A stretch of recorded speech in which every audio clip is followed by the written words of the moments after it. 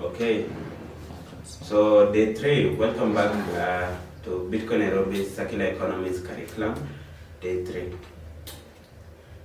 Topic 1, problems with fiat. What is inflation? So we are going to have a definition of inflation. Inflation as is currency devaluation. Basically means that the value of money decreases over time. So each unit of currency buys less than it did before. In other words, your money loses purchasing power. Here's a step-by-step explanation. What money represents. Money is a medium of exchange, but it also acts as a store of value. If $1 today buys a loaf of bread, we expect that $1 will roughly buy the same loaf tomorrow, ignoring minor price changes. Inflation happens when prices rise across the economy. For example, if bread costs $1 today, but $1.05 next year, that $1 has lost value to relative goods. From this angle, inflation isn't just prices going up, it is the currency itself losing value. The dollar, the euro, the shilling, etc. now represents less real purchasing power. Reasons why currencies devalue. Number 1, too much money printed by a central bank. Number 2, supply shortages causing prices of goods to rise up. Number 3, loss of confidence in the currency. Impact of currency devaluation on people. Savings lose value if interest rates don't keep up with inflation. Fixed incomes buy less over time, and debt can be easier to pay if they are fixed in nominal terms. Example, imagine you have 100 shillings and a loaf of bread costs 10 shillings. You can buy 10 loaves. If inflation rises 50%, that same loaf now costs 15 shillings. Your 100 shillings now buys only 6.67 loaves. The money is devalued in terms of what it can buy. Inflation is equal your currency losing value. Every time prices rise, each unit of money buys less, which is literally a devaluation of the currency in everyday life. Reasons why Bitcoin is inflation resistant. Bitcoin has a fixed supply of 21 million coins. No central authority can print more Bitcoin. This makes it an inflation hedge and a store of value over time. So let us now move into question 2. What are remittances? Definition. Remittances are money transfers that people working abroad send back home to support their families, often across borders. How it works with fiat systems today, usually sent through banks, Western Union, MoneyGram, or mobile money operators. They involve high fees, 5% to 15% per transaction. Also, transfers can take days to clear, especially for rural areas. Recipients must often travel to a physical agent to collect cash. In global context, remittances are a lifeline for many developing countries. Example, in 2023, Kenya received over $4 billion in remittances, making it one of the largest sources of foreign exchange. Fees can drain billions from African families each year. The problem with fiat remittances, number 1 is high cost. Africans pay some of the highest remittance fees in the world. Also, number 2 is the slow transaction, the delays due to intermediaries, and also there's the exclusion. Many recipients do not have bank accounts, and unfair dependence where families rely on centralized financial systems that may fail or delay or block funds. So why is Bitcoin useful in this case of remittances? So with Bitcoin, remittances can be sent instantly, globally, 24/7. And also the fees are very low, often a fraction of a cent on the Lightning Network. Also, Bitcoin is borderless. There's no restriction based on nationality or bank account. Also, it empowers families to receive money directly to their phone, wallet, or a Lightning app. So let us use a use case or an example of a Kenyan nurse working in the US who wants to send $100 to her family. Using Western Union, the family might receive only $90 after the fees. But when you are using Bitcoin Lightning, the family can receive almost the full $100 instantly without wasting any minute or any time for the 3 days waiting for Western Union to process the transaction. Okay, so the family can also spend the money using M-Pesa integration or pay merchants directly in a Bitcoin circular economy. What are bank access issues?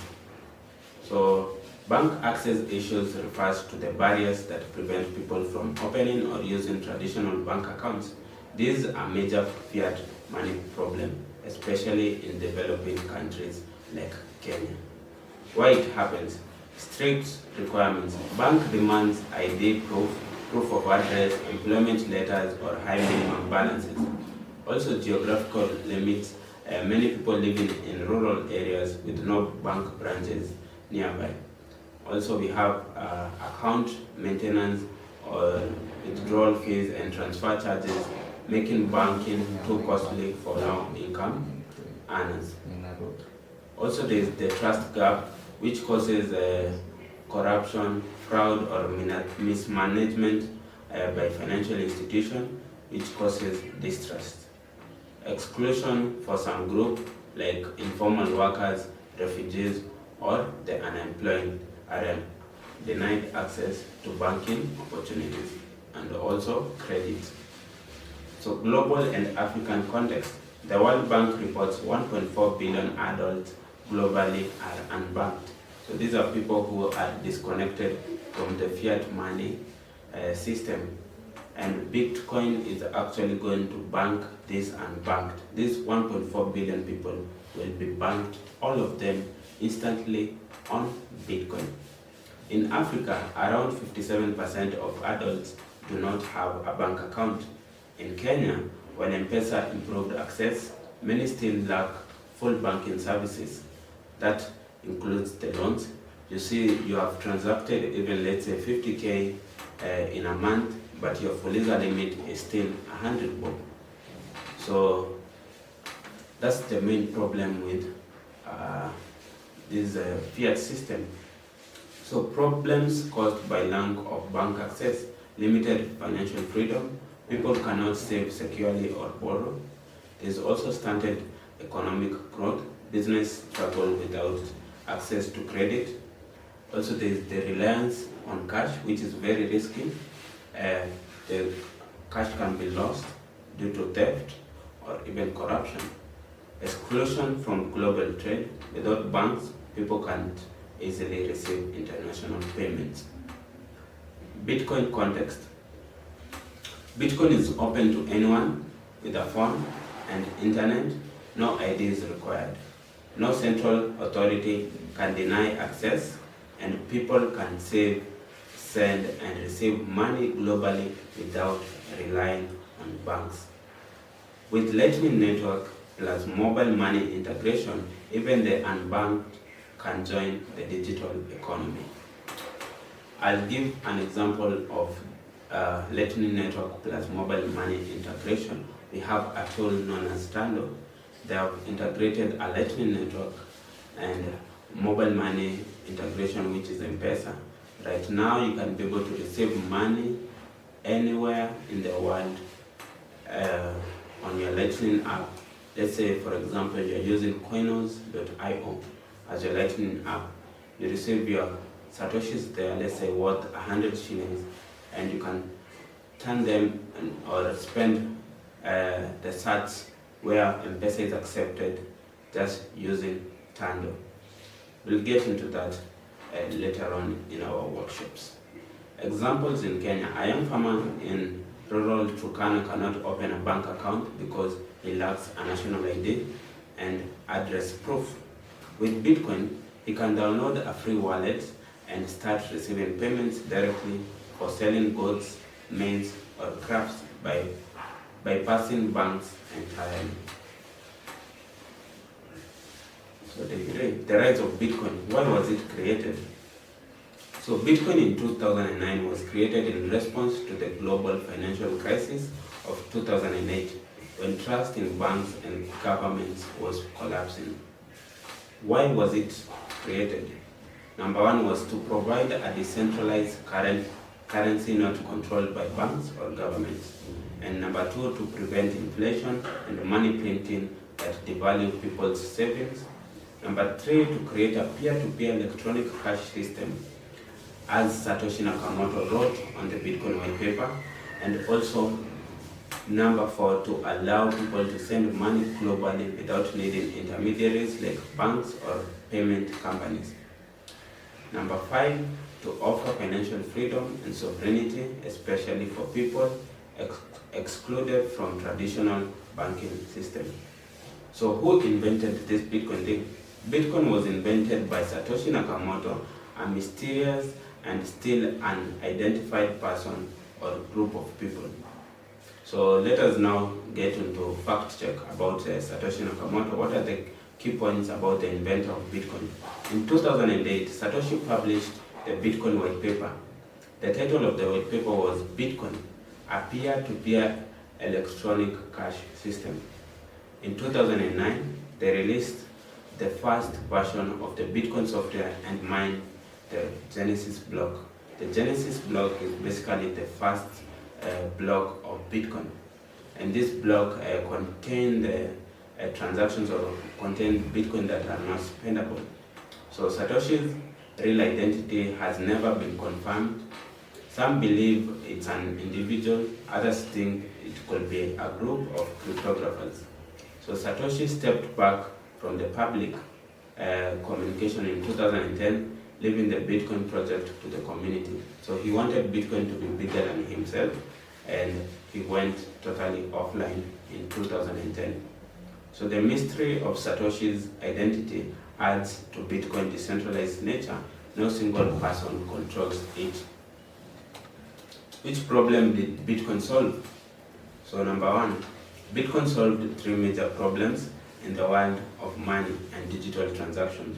Number one problem that it solved the double spending problem. Before Bitcoin, digital money could be copied like a file.